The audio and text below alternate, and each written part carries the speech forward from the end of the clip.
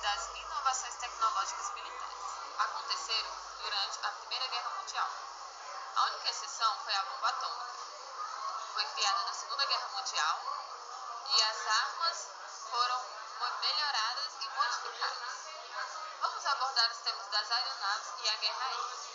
Embora os balões tivessem sido usados em guerra mais cedo, como na Guerra Civil Americana e na Guerra Franco-Prussiana, o voo dirigido e controlado sobre o chão tinha menos que uma década e meia quando começou a Primeira Guerra Mundial. No princípio, duas variedades de aeronave foram usadas. O rígido balão dirigível mais leve que o ar, ou aerostato, e o avião mais pesado que o ar. O melhor tipo conhecido e mais bem sucedido de aerostato dirigível era o Zeppelin alemão. Os aviões eram versão grandemente melhoradas do protótipo Kru, primeiro voado nos Estados Unidos. A guerra aérea, por toda a sua cor, romance e glória, não teve muita influência no resultado da Primeira Guerra Mundial. Agora eu vou falar sobre o submarino. Foram abertas pelos americanos nas guerras revolucionárias e civis. Porém, os verdadeiros efetivos submersíveis militares fizeram seu aparecimento na Primeira Guerra Mundial. Alguns pensadores navais alemãos tinham visto o potencial dos submarinos como um meio de compensar o domínio mundial da Inglaterra, testando e tentando bloquear as vulneráveis linhas ultramarinhas de comunicações em Grã-Bretanha. Quase funcionou. No final das contas, os submarinos não foram mais uma ameaça. O tanque, tão dramático e importante, como uma nova arma quanto o avião e o submarino. O tanque também demonstrou um potencial que chegaria a ser percebido completamente só na guerra subsequente. Ao final da Primeira Guerra Mundial, o tanque estava se tornando uma força principal nas batalhas terrestres. Metralhadora. O seu valor foi demonstrado como uma arma defensiva.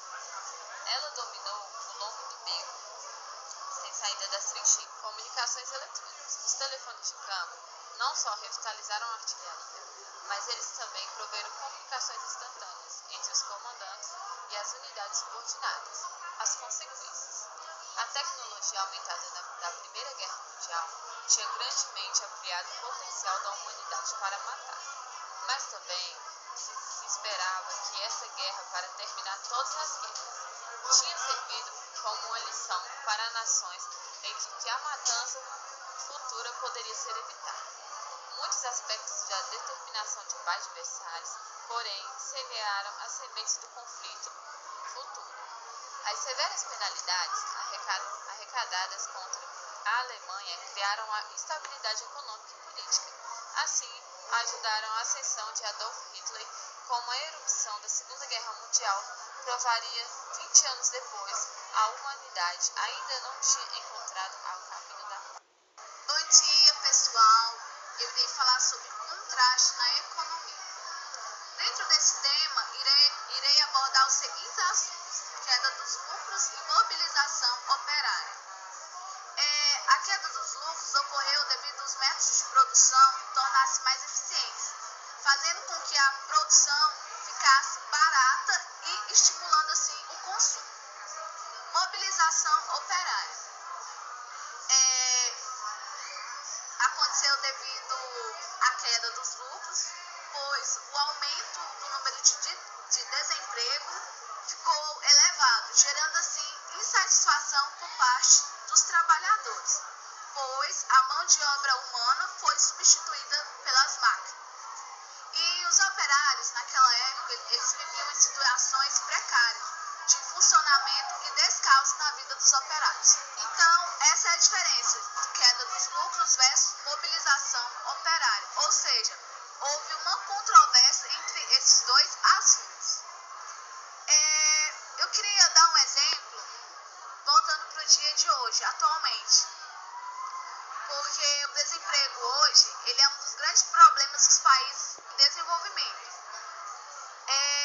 Na minha opinião, sim, gerar empregos tem se tornado um dos maiores desafios de governo no mundo todo. Os empregos repetitivos e pouco qualificados foram substituídos por máquinas e robôs. As empresas hoje elas procuram profissionais bem qualificados para ocuparem empregos que exigem cada vez mais criatividade e múltiplas capacidades. Mesmo nos países desenvolvidos, tem faltado empregos para a população.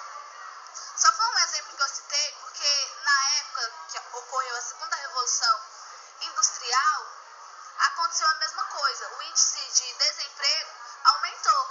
E eu vejo que hoje, no mundo atual que estamos vivendo, estamos passando pelo mesmo problema. A Revolução Industrial ela alterou profundamente as condições de vida do trabalhador braçal, provocando inicialmente um intenso deslocamento da população rural para as cidades, com enormes concentrações urbanas.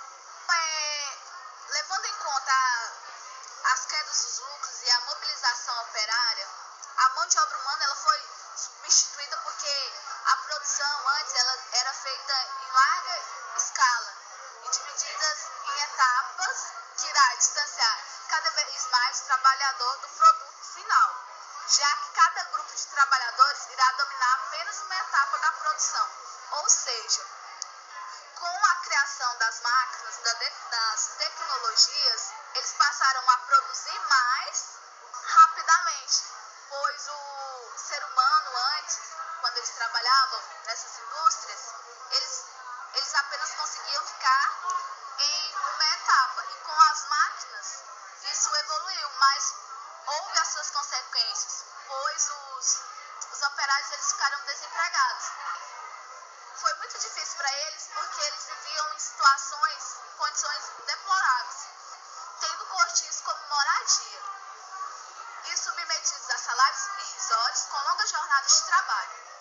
O operariado nascente era facilmente explorado, devido também à inexistência de leis trabalhistas, ou seja, naquela época os operários eles não eram beneficiados, pois não existiam leis que ajudassem eles. Porque naquela época as classes sociais mais reconhecidas era a burguesia. Os operários eles faziam parte da classe operária, ou seja, dos proletariados. Enfim, concluindo, essas consequências ocorreram devido ao capitalismo que foi adotado naquela época. Porque o capitalismo ele só quer lucros e para terem lucros, os trabalhos ser feitos rapidamente. Então é isso aí, galera. Espero que vocês tenham entendido quais foram as consequências das quedas dos lucros e mobilização operária.